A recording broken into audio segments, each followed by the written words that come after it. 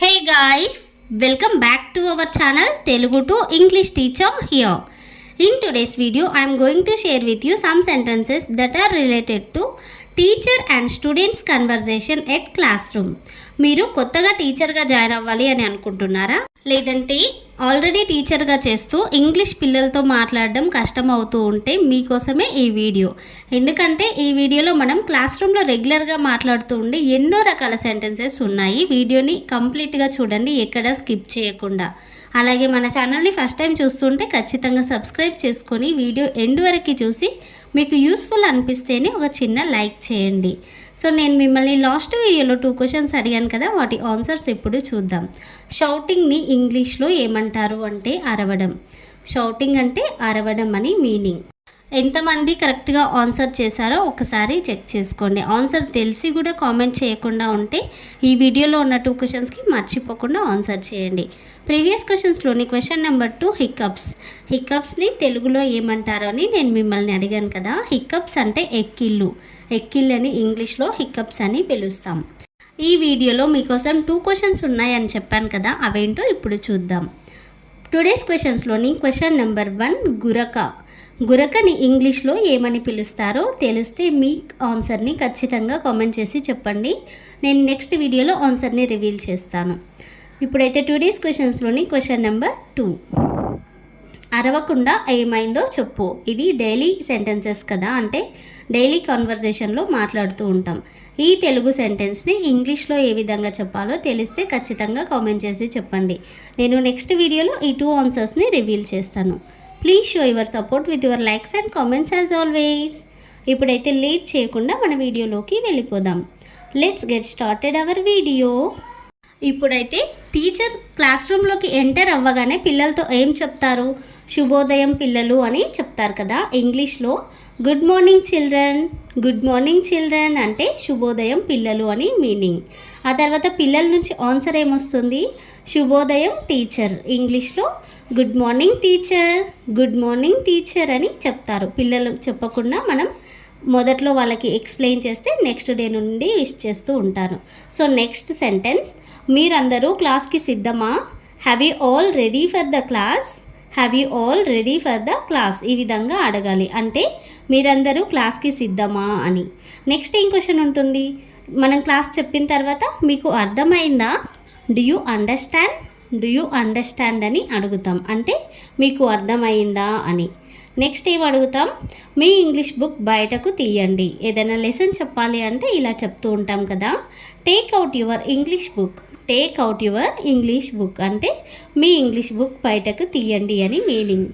So next one, ఎవరు మొదట చేస్తారో చూద్దాం. మనం ఏదైనా ప్రాబ్లం ఇచ్చినప్పుడు వాళ్ళు ఎవరు కరెక్ట్గా చేస్తారు, ఎవరు ఫస్ట్ చేస్తారు అని అడిగే సందర్భంలో ఇలా let me see who will do first. Let me see who will do first.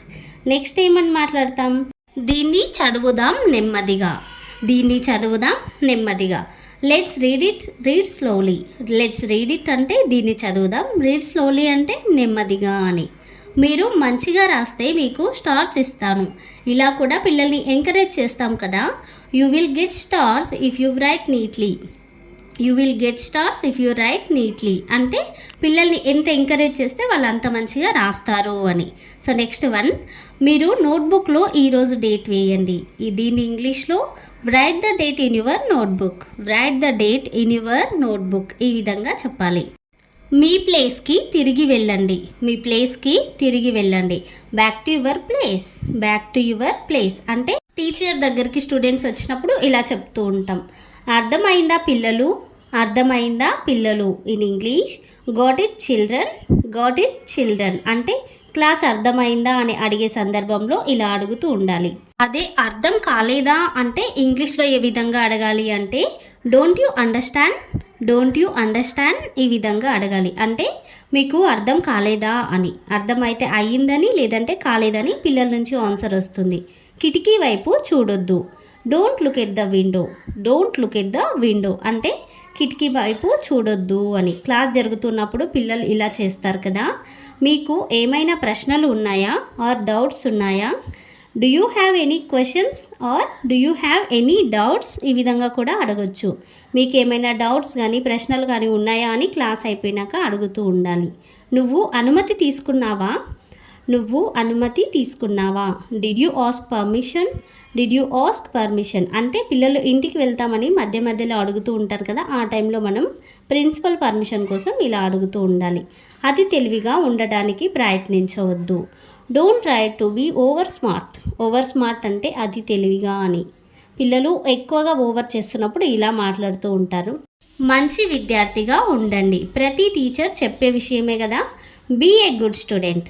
Be a good student అంటే మంచి విద్యార్థిగా ఉండండి అని. ఇది నీ బుక్కా, ఇది నీ బుక్కా, ఈజ్ దిస్ యువర్ బుక్ ఇలా అడుగుతూ ఉండాలి. Is this your pen, is this your pencil. Next one, ప్రతి ఒక్కరూ మీ లంచ్ పూర్తిగా చేయండి లేదా తినండి. ప్రతి ఒక్కరూ మీ లంచ్ పూర్తిగా తినండి లేదా చేయండి ఇలా కూడా మాట్లాడతాం కదా. Everyone complete your lunch, everyone complete your lunch.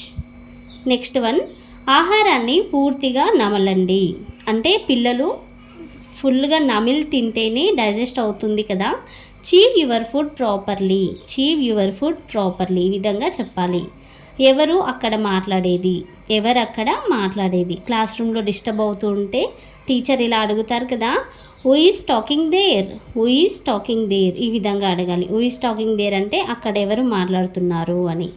ఏంటి ఆ అల్లరి, ఏంటి ఆ అల్లరి in English. What was that noise. Noise అంటే అల్లరి, శబ్దం ఏదైనా మీనింగ్ వస్తుంది. What was that noise. సమాధానం ఇవ్వడానికి ప్రయత్నించండి. ఏదైనా క్వశ్చన్ వేసినప్పుడు కామ్గా ఉంటారు కదా, ఆ టైంలో ఇలా ఇంగ్లీష్లో మాట్లాడచ్చు. Try to give the answer, try to give the answer అని పిల్లల్ని మనం మాట్లాడచ్చు. మీ బుక్స్ని టేబుల్పై పెట్టండి ఆర్ మీ నోట్బుక్స్ని టేబుల్పై పెట్టండి. In English, keep your homework notebooks on the table, keep your homework notebooks on the table. అందరూ కలిసి ఈ పదాన్ని ఉచ్చరించండి, అందరూ కలిసి ఈ పదాన్ని ఉచ్చరించండి. All together spell this word, all together spell this word. Spell అంటే బయటికి చెప్పడం అని. మీరు మీ పుస్తకాన్ని ఎందుకు పంచుకోవడం లేదు. పంచుకోవడం అంటే షేర్ చేసుకోవడం. Why are you not sharing your book, why are you not sharing your book.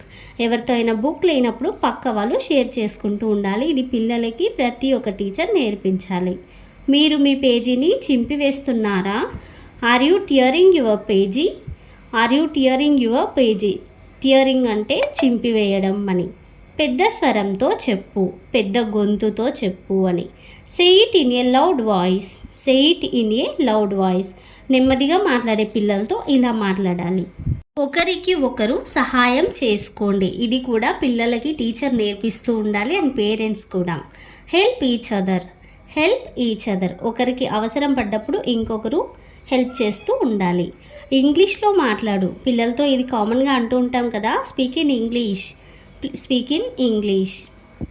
Next one, ఇతరుల నుండి కాపీ చేయవద్దు, ఇతరుల నుండి కాపీ చేయవద్దు.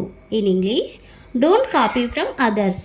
ఎగ్జామ్ టైంలో ఇలా మాట్లాడుతూ ఉంటాం. డోంట్ కాపీ ఫ్రమ్ అదర్స్ అని చెప్తూ ఉంటాం కదా. మీ ఉపాధ్యాయులు చెప్పేది వినండి, మీ ఉపాధ్యాయులు చెప్పేది వినండి.